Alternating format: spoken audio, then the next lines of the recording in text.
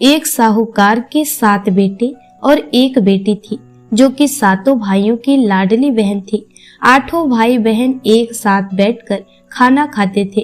कार्तिक की चौथ आने पर बहन ने करवा चौथ का व्रत रखा। जब सातों भाई खाना खाने आए तो उन्होंने बहन को भी खाना खाने के लिए बुलाया।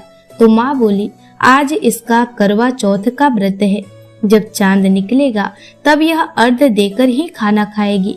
तब भाइयों ने जंगल में आग जलाकर छलनी में से चांद दिखा दिया। बहन भाभियों से बोली, चलो अर्घ दे लो, चांद निकल आया है। भाभियां बोली, ये तेरा चांद निकला है, हमारा चांद तो रात को निकलेगा। बहन चांद को अर्घ देकर भाइयों के साथ खाना खाने बैठ गई। पहला टुकड़ा तोड़ा तो बाल निकला, दूसरा टुकड़ा तोड़ा तो छींक मारी, तीसरा टुकड़ा तोड़ा तो राजा के घर से बुलावा आया कि राजा का लड़का बीमार है, जल्दी भेजो।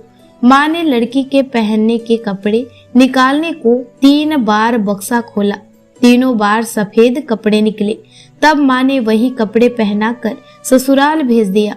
लड़की के साड़ी के पल्ले में एक सोने का सिक्का बांधकर माँ ने कहा, रास्ते में जो भी मिले सबके पैर पड़ती जाना, जो तुझे सुहाग की आशीष दे उसे ही यह सिक्का देकर अपने पल्ले में गांठ लगा लेना।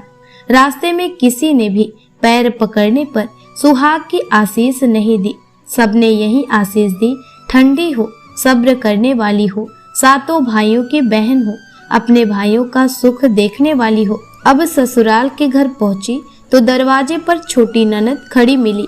बहन उसके पैर पड़ी तो ननद बोली, सीली हो, सपूती हो, 7 बेटों की माँ हो, मेरे का सुख देखने वाली हो। यह आशीष सुनकर उसने सोने का सिक्का ननद को दिया और अपने पल्ले में गांठ मार ली। अंदर गई तो सासू जी ने कहा, ऊपर कोठरी है, वहां जाकर बैठ जा।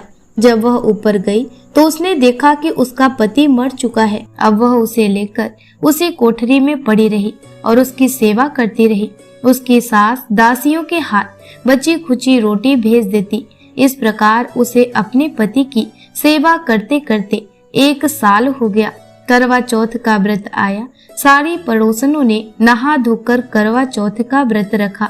सबने सिर धोकर हाथों में मेहंदी लगाई, चूड़ियां पहनी। वह सब देखती रही। एक पड़ोसन बोली, तू भी करवा चौथ का व्रत कर ले। तब वह बोली, मैं कैसे करूं? पड़ोसन बोली, चौथ माता की कृपा में सब ठीक हो जाएगा।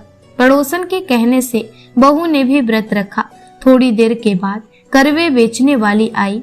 करवे लो री, करवे लो, भाइयों की प्यारी करवे लो, दिन में चांद उगवाने वाली करवे लो, ज्यादा भूख लगने वाली करवे लो। बहू ने आवाज लगाई, एक करवे वाली, मुझे करवे दे जा। करवे वाली कहने लगी, मेरी दूसरी बहन आएगी, वो तुझे करवे देगी। दूसरी बहन आई, करवे ले लो री, करवे ले लो, भाइयों की प्यारी करवे लो, दिन में चांद उगवाने वाली करवे लो, ज्यादा भूख लगने वाली करवे लो। बहू ने आवाज लगाई, एक करवे वाली, मुझे भी करवे दे जा। दूसरी करवे वाली बोली, मेरी तीसरी बहन आएगी, वो तुझे करवे देगी। इस प्रकार 5 बहनें आकर चली गई, पर किसी ने भी उसे करवे नहीं दिए। फिर छठी बहन आई और बोली, मेरी 7वीं बहन आएगी, वो तुझे करवे देगी। तो सारे रास्ते में कांटे बिखेर के रखना, तब उसके पैर में कांटा चुभ जाएगा। तब वह खूब चिल्लाती हुई आएगी। तब तो सुई लेकर उसका पैर पकड़कर बैठ जाना और मत छोड़ना और उसके पैर के कांटा निकाल देना। वह तुझे आशीर्वाद देगी तो तू उससे करवे मांग लेना, तब वह तुझे करवे देकर जाएगी। तब तू उद्यापन करना और तेरा पति अच्छा हो जाएगा। अब उसने वैसा ही किया। सारे रास्ते में कांटे बिछा दिए।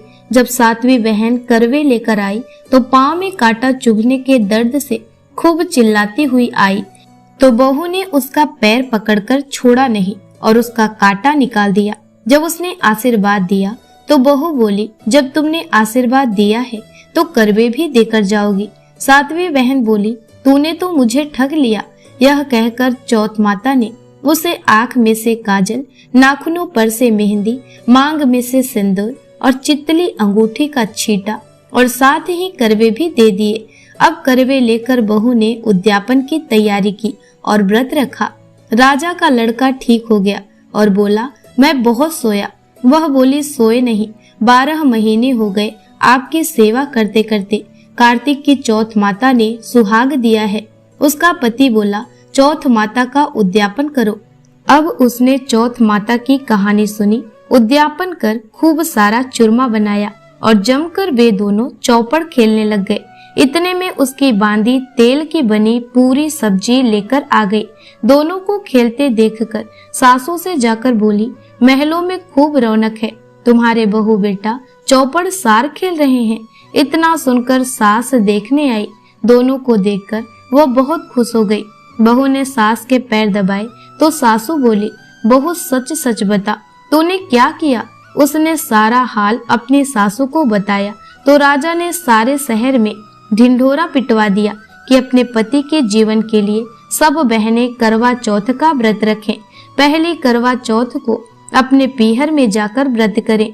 हे चौथ माता, जैसे राजा के लड़के को जीवन दान दिया वैसा सभी को देना, मेरे पति को भी देना। कहते सुनते सब परिवार की स्त्रियों को भी सुहाग देना। तो दोस्तों, आशा करती हूँ कि आप सभी को ये कथा जरूर पसंद आई होगी। ऐसे ही कथा को श्रवण करने के लिए हमारे चैनल को सब्सक्राइब कर लें। जय करवा चौथ माता।